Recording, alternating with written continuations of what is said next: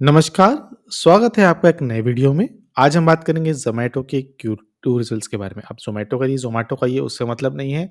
Main मतलब ये है कि कंपनी आ चुकी है लॉस से प्रॉफ़िट में, वो भी विदाउट टैक्सेस के। लास्ट टाइम भी आ गई थी लेकिन उसमें बहुत सारे टैक्सेस थे। टैक्स बेनिफिट्स के चलते वो आई थी लेकिन इस बार रेवेन्यू प्रॉफ़िट बेस्ड पर आ गए हैं। तो ज़ोमैटो इन्वेस्टर्स प्रेज़ेंटेशन नहीं देती है, वो एक शेयर होल्डर्स को लेटर रिलीज़ करती है, उसमें वो बताती है। हम वो भी देखेंगे, क्वार्टरली रिज़ल्ट भी देखेंगे और चार्ट भी देखेंगे। तो सबसे पहले आप ज़ोमैटो आपने नहीं देखा है तो मार्केट कैप इसकी अभी भी 1 लाख करोड़ से ऊपर की है और हाई इसने बनाया था 52 वीक हाई है। असल में हाई 150 के आस-पास बनाया था, उससे भी ऊपर था आई थिंक। करंट प्राइस 116 का है, 8% का मूव है, बहुत ही सॉलिड मूव आया था। शेयर होल्डर्स ने ओपन मार्केट में आया था, ओपन मार्केट ने थम्स अप दिया। देखिए मार्केट इज़ सुप्रीम है, आप कितनी एक्सपेक्टेशन कर लीजिए, क्या कर लीजिए, जो मार्केट थम्स अप देगा वही सही है, बाकी सब गलत है। स्टॉक भी ये आपको अभी दिख नहीं रहा है क्योंकि अभी पहली बार ही प्राइस टू अर्निंग रेशियो आया है, तो आगे चल के हो सकता है स्टॉक भी देखने को मिले। फिलहाल काफ़ी महँगा है, इंडस्ट्री पी 66.8 है, 67% समझ लीजिए। काफ़ी हाई है क्योंकि ये जो न्यू एज टेक्नोलॉजी है, इसमें ग्रोथ का पोटेंशियल बहुत ज़्यादा है, ये हाई ग्रोथ कंपनीज़ में काउंट होता है। तो सीधा पहले चलते हैं शेयर होल्डर्स के जो लेटर रिलीज़ करते हैं ज़ोमैटो उसमें देखते हैं। हाँ। तो ज़ोमैटो अपने आप में एक कंपनी नहीं है, ग्रुप ऑफ कंपनीज़ है, उसमें बहुत सारे इनकी सब्सिडरीज़ भी हैं। उसके अलावा जो इनके मेन बिज़नेस है वो ज़ोमैटो है, जहाँ आप फूड डिलीवरी ऑर्डर करते हैं। हाइपर प्योर किचन है, जहाँ पे एक ओपन किचन होता है, जहाँ मल्टीपल लोग अपना किचन शेयर करते हैं और ये उनको प्रोवाइड करते हैं इंग्रीडिएंट्स भी। इसके अलावा ब्लिंकिट है, जो आपको ग्रोसरी डिलीवरीज़ करता है, बहुत ही क्विक टाइम में, ये भी है। अब यहाँ पर इम्पोर्टेंट बात देखने वाली बात है कि इनका जीओवी, अब जीओवी को गवर्नमेंट समझिएगा, ये ग्रॉस ऑर्डर वैल्यू है। ग्रॉस ऑर्डर वैल्यू आप देखोगे ना, तो आपको कंटिन्यूअसली इंक्रीज़ दिखाई देगा और उस इंक्रीज़ को मेंटेन करते हुए Q2 फाइनेंशियल ईयर 24 में इनको जो ग्रॉस ऑर्डर्स मिले वो 7,980 करोड़ के मिले। आप सेम क्वार्टर में कंपेयर करोगे लास्ट ईयर तो वो 6,630 करोड़ के आसपास थे, तो काफ़ी जंप है। क्विक कॉमर्स जो ग्रोसरी बेसिकली है, ब्लिंकिट वगैरह से उनके भी ऑर्डर्स जो हैं वो काफ़ी ज़्यादा हैं, 2,760 करोड़ में आ चुके हैं।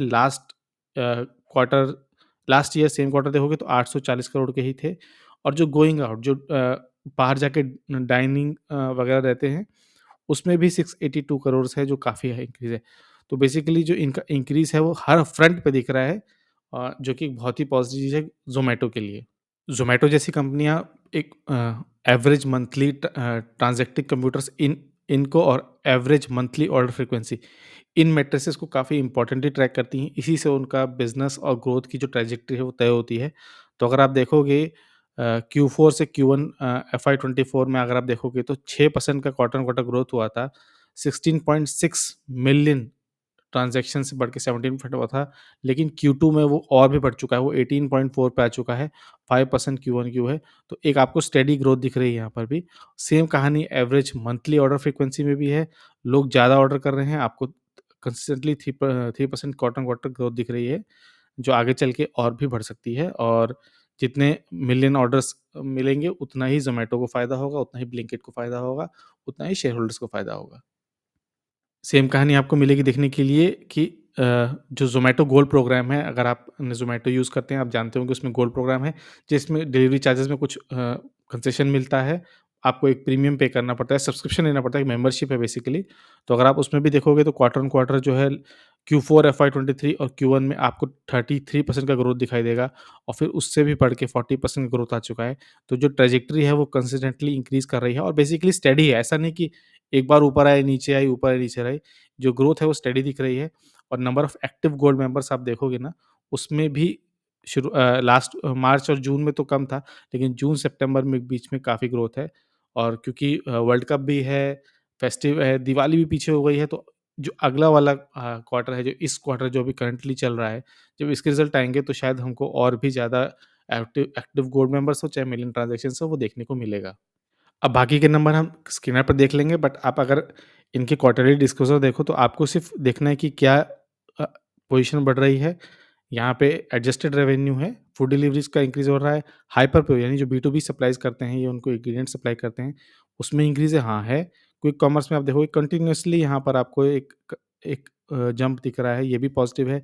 गोइंग आउट में भी आपको कंसिस्टेंटली इंक्रीज़ दिख रहा है। हाँ, बीच में ज़्यादा हो गया था लेकिन फिर इन्होंने जो मोमेंटम लूज़ कर थे उसको पिकअप किया है।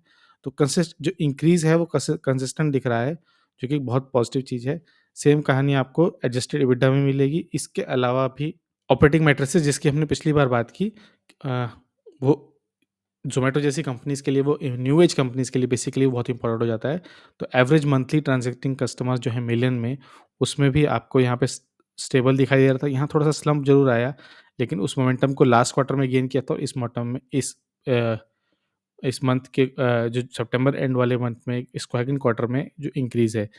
जो average monthly active food delivery restaurant partners थे, उसमें भी आपको यहाँ पे कंसिस्टेंटली इंक्रीज़ है आपको। अ, उसके अलावा जो डिलीवरी पार्टनर्स हैं, जितने बेसिकली देखिए, जितने ज़्यादा कस्टमर्स ऑर्डर करेंगे, उतना ही इनके डिलीवरी पार्टनर बढ़ते जाएँगे और उतना ही इनके जो रेस्टोरेंट पार्टनर बढ़ेंगे और उतने ही डिलीवरी पार्टनर बढ़ेंगे। ज़्यादा से ज़्यादा फूड ऑर्डर, ज़्यादा से ज़्यादा रेस्टोरेंट इन्वॉल्व होंगे, ज़्यादा से ज़्यादा डिलीवरी पार्टनर होंगे। तो कितने एक्टिव हैं वो भी देखिए यहाँ पे। तो आप देखोगे कि 330, 360, थ्री अब 410 पर आ गए।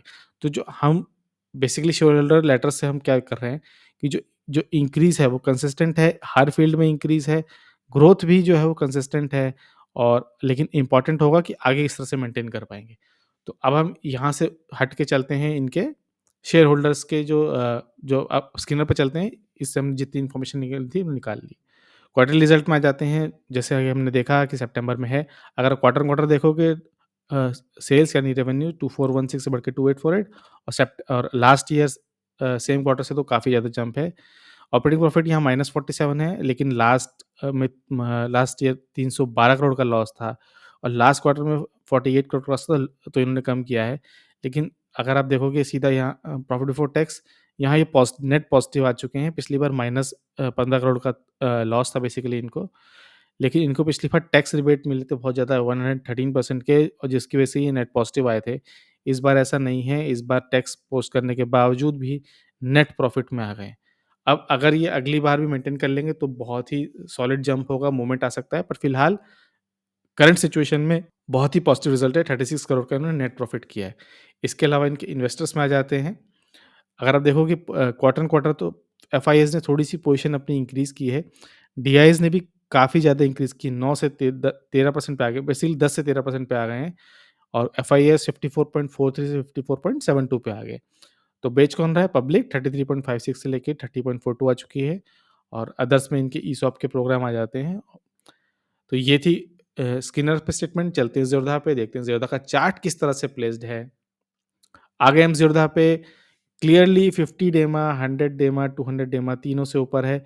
एक आपको कंसिस्टेंटली इंक्रीज़ दिख रहा है यहाँ पर, जिस तरह से उनके रिज़ल्ट में इंक्रीज़ था वैसे ही रिज़ल्ट है। अगर आप इसको थोड़ा-सा स्क्रॉल करो इस तरीके से, इस पॉइंट पे ले लो साल के शुरू में जनवरी-फरवरी में, और वहाँ से अब तक देखो तो 150% का गेन कर चुके हैं। जिसने 40-50 के प्राइस पे लिया है उसका शेयर ही डबल हो चुका है। तो काफ़ी गेन है। बाय इन फियर बोलने वाले बहुत मिलते हैं, लेकिन अगर आपको गेन लेना है तो आपको उस तरह के फियर में बाय करना पड़ेगा। जहाँ इंडिया में हमारे यहाँ क्या होता है कि सब फैन तो हैं वॉरेन बफे के, लेकिन इम्प्लीमेंट करने में नहीं, सिर्फ़ डायलॉग बोलने में। जिसने फ़ियर में बाय किया होगा उसको 100% का से भी ऊपर का गेन पहले ही मिल चुका है। जो इसमें गोल्डन क्रॉस थे वो पहले ही हो चुके हैं। वो देखिए ऑलमोस्ट 70-80 के प्राइस पे हुए हैं। वहाँ से भी लिया होगा तो भी अच्छा बेनिफिट होगा।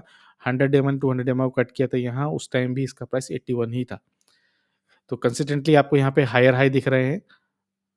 तो पॉजिटिव साइन है। वॉल्यूम भी बहुत ज़बरदस्त था, लास्ट में 8% का मूवमेंट था।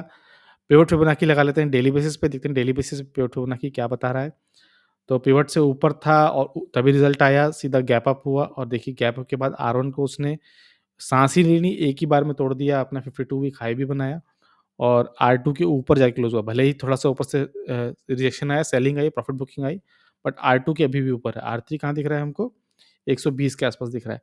अब R2 जो है ना, उसका लेवल हम अगर देखें तो 115 के आस-पास है, 115-16, तो ये बहुत इम्पोर्टेंट लेवल है, इसको हम वॉच आउट करेंगे। याद रखिएगा 115, इसको आगे चल के हम देखेंगे। बट अब देख लेते हैं सपोर्ट कहाँ है, तो पिवट पॉइंट है हमारा 106 पे, और जो S1 है सपोर्ट वो 100 का है। तो अगर आप ऊपर से प्रॉफ़िट बुकिंग आती है या आगे चल के थोड़ा रिजेक्शन मिलता है, तो 100 पर भी इसको लेना पड़ेगा। अगर आप लोगे तो एज़ सच कोई बहुत बड़ी बिग डील नहीं है। आप 100 के पॉइंट पर भी इसको फिर से री-इन्वेस्ट या सेकंड चाहे या थर्ड में कर सकते हो। ये कोई भी बाय सेल रिकमेंडेशन नहीं है। ये मेरी एनालिसिस जो मैं कर रहा हूँ। मैं एक्चुअली में ज़ोमैटो मेरे पास अब नहीं है, मेरे पास था। मैंने इस रन में अच्छा खासा प्रॉफ़िट ब बना के जब ये बिग कैंडल बनी थी, मैं यहाँ निकल गया था। तो ज़ोमैटो में मैं पहले ही गेन बना चुका हूँ अच्छे खासे और अब मैं री-एंट्री की सोचूँगा। फिलहाल मेरे पास ज़ोमैटो नहीं है और आपको कोई भी बाय सेल रिकमेंडेशन नहीं है। मेरे या किसी के कहने पे बाय नहीं करना है। पैसा है आपका, आपको एनालिसिस के ऊपर डबल फ़िल्टरेशन लगा के अपनी एनालिसिस करके आपको बाय करना है। वापस हमने लगा लिया मूविंग एवरेजेस, अब हम इसको डेली को कन्वर्ट कर लेते हैं वीकली में। वीकली में अगर आप देखोगे ना, तो आपको एक इंक्रीज़ दिख रहा है कंसिस्टेंटली जो हमने बात की थी, हमको दिख रहा है कंसिस्टेंटली एक हायर हाई बनाया जा रहा है। एक पॉजिटिव मोमेंटम है, 50 वीकली एक्सपोनेंशियल जो है वो 100 के क्लोज़ जा रही है और नीचे से कट करने की तैयारी में है, ये एक पॉजिटिव साइन है। इसके अलावा हम यहाँ पे लगा लेते हैं पिवट फिबोनाची। तो वीकली बेसिस पे अगर पिवट फिबोनाची लगाओ तो पिवट पॉइंट तो इसका बहुत नीचे 80 के आसपास है, जहाँ पे हमने डेली बेसिस पे गोल्डन क्रॉसओवर देखा था। इसके अलावा जो रिजेक्शन पॉइंट है इसका 116 के आसपास था, 116 पे इसने क्लोज़ किया है। लेकिन आप रिजेक्शन पॉइंट देखो इसका, वो 120 के पास है। तो 115 से 120 जो है, अगर मैं यहाँ पर एक हॉरिज़ॉन्टल लाइन ले लूँ और इस तरह से इसको रेजिस्टेंस 1 पे ड्रॉ कर दूँ और एक और बार मैं हॉरिज़ॉन्टल लाइन लेके जो इसका क्लोजिंग पॉइंट है वहाँ मार्क कर दूँ। तो ये जो 2 ज़ोन दिख रहे हैं 115 से 120 के बीच में, ये इसके लिए टफ रेजिस्टेंस है, ये इसको ब्रेक करना ईज़ी नहीं होगा। तो जहाँ रेजिस्टेंस 1 तो है ही पहले से ऑलरेडी, लेकिन आप पहले देखोगे तो यहाँ से भी इसने रेजिस्टेंस लिया था, सपोर्ट लिया था, यहाँ पे इसने बेसिकली लिस्टिंग के टाइम यहीं से लिस्ट हुआ था। तो ये बहुत इंपॉर्टेंट माइलस्टोन है, फिर एक बार डिप भी इसने इसी पॉइंट से लिया था। अब अगर आप देखो तो इसने बेसिकली एक राउंडिंग बॉटम बना दिया है पूरा। अब इस राउंडिंग बॉटम का अगर आप ड्रॉ करना चाहोगे, आप एक काम करो, यहाँ से पिक करते हैं हम ट्रेंड लाइन, इसको यहाँ सेलेक्ट करेंगे, इसका जो लोएस्ट पॉइंट है वो यहाँ पे पिक करेंगे, इसको क्लोन कर लेंगे और क्लोन करने के बाद इसको पेस्ट करेंगे इस लाइन पर। तो इसका टारगेट देखिए आता है 186 पर और जो कि हमारा आर3 के टारगेट से काफ़ी मैच कर रहा है। तो 180 का टारगेट है, अगर अगर ये राउंडिंग बॉटम जो है ये सक्सेसफुल हो जाता है वीकली बेसिस पर, उसके लिए इसको ब्रेक करना पड़ेगा, ऊपर वापस जाके इसको सपोर्ट लेके यहाँ कंसोलिडेट करना पड़ेगा वीकली बेसिस पर और फिर इसको अपनी ऊपर की जर्नी तय करनी पड़ेगी। तो याद रखिएगा, राउंडिंग बॉटम बन तो गया है लेकिन उसको अ, अपना नेक लाइन को, अपना रेजिस्टेंस को ब्रेक करके ऊपर कंसोलिडेट करके फिर एक पॉजिटिव मोमेंट दिखाना होगा। बहुत इंपॉर्टेंट है। अगर आप आरएसआई वगैरह देखोगे तो भी पॉजिटिव है, मैंने चेक कर लिया, आरएसआई पॉजिटिव है, एमएसीडी भी पॉजिटिव है। लेकिन ये रेजिस्टेंस पॉइंट जो है ये काफ़ी टफ है। तो 115 से 120 के ऊपर वीकली बेसिस पे क्लोज़ होगा, तब आप प्लान करना कि क्या आपको इन्वेस्टमेंट करना है कि नहीं करना है। तो अच्छा चार्ट है, राउंडिंग बॉटम भी बना हुआ है। अ, किस तरह से आगे चलेगा, आगे चल के देखेंगे, फिर डिस्कस कर लेंगे इसको। अगर आगे चल के कुछ अच्छा रिज़ल्ट आया, खराब रिज़ल्ट आया या कोई पॉजिटिव मोमेंट आया या कोई बड़ा प्लेयर्स निकला। बेसिकली एफआईआईज़ इसमें वापस आ रहे हैं और इन्फो एज जो कि नौकरी डॉट कॉम है, उसमें भी इसका इफ़ेक्ट पड़ सकता है क्योंकि जब इसका रिज़ल्ट अच्छा है, वो एक मेजर शेयर होल्डर है इसके, तो उनको भी बेनिफिट हो सकता है। तो ये थी क्विक एनालिसिस ज़ोमैटो की, जो लॉस से आ चुके हैं प्रॉफ़िट में, एडजस्टेड प्रॉफ़िट नहीं, टैक्स बेस्ड नहीं, प्योर बिज़नेस बेस्ड प्रॉफ़िट। आगे चल के और भी जा सकता है। तो न्यू एज कंपनी पे अगर आपको ध्यान देना है तो आप ज़ोमैटो देख सकते हो। ये थी छोटी-सी एनालिसिस रिज़ल्ट्स और ज़ोमैटो के टेक्निकल एनालिसिस के बारे में। आपको कैसे लगी एनालिसिस? कैसा लगा रिज़ल्ट ज़रूर बताइएगा। अगर आपको इससे कुछ गेन हुआ है तो प्लीज़ लाइक, शेयर करिए, सब्सक्राइब करने के बारे में सोचिएगा। हम एक नए छोटे चैनल है, एक नए चैनल है। वीडियो को देखने के लिए बहुत-बहुत धन्यवाद।